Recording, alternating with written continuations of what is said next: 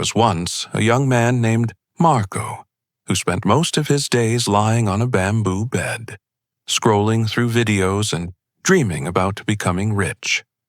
He watched successful people online driving expensive cars, traveling the world, and living in beautiful houses. Every night he would whisper to himself, "One day, that will be me." But every morning he woke up late. He avoided hard work. He delayed his plans.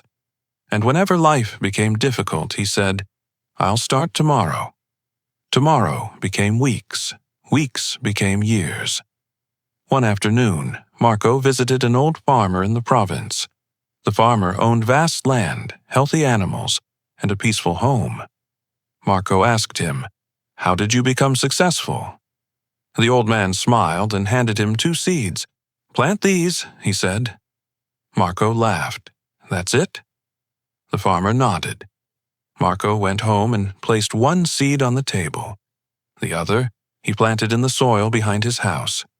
Days passed. The seed on the table stayed clean, safe, and dead. The seed buried in dirt struggled. It endured rain, heat, storms, and darkness. But slowly, it grew into a strong plant. Weeks later, Marco finally understood. The farmer said, "The seed on the table is your dream without action. Safe, comfortable, but useless. The buried seed became something because it accepted struggle." That night, Marco could not sleep. He realized he did not actually want success.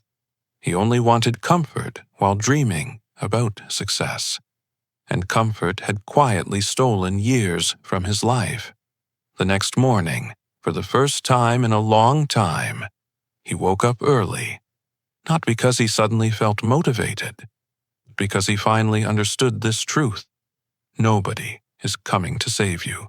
The life you want is built by the things you do when you don't feel like doing them. Marco started small. 1 hour of learning, 1 hour of work, 1 less excuse every day. Months later, his life slowly changed. Not because he became lucky, but because he stopped waiting for motivation and started building discipline. And that is the part most people never understand. Rich people are not always smarter. They just learned how to move, while others kept dreaming.